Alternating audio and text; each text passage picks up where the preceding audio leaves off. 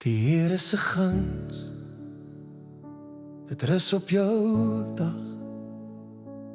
Mag sy teenwoordigheid kom waar jy wag.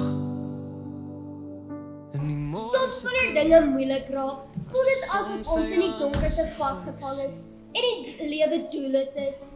Maar in daardie donkerte vind ons dikwels die lig van hoop en innerlike krag deur Jesus. Hy is jou kalmte as die donkerte kom.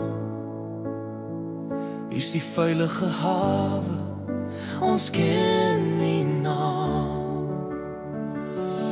Mag u liefde jou altyd omring, agter jou staan en langs jou sing. Mag sy vrede jou vooruit gaan op die pad. U is in my, u hou my vas, verander die water in wyn. Amen, amen, amen. Lewe is om lief te hê, te dien en te hoop. Nie net vir vandag nie, maar vir die ewige fees wat kom. Lewe is opoffering en hoop. Hy is in jou hartseer, Hy is in jou vreugde, in elke gebreekte plek, in elke dag van deugde. hy is jou krag, jou anker in die storm. Sy hand is oor jou lewe, hou jou veilig en warm.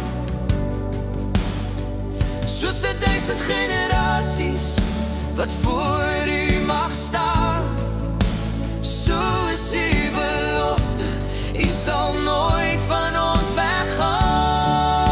weggaan. Mag u liefde jou altyd omring, agter jou staan en langs jou sing.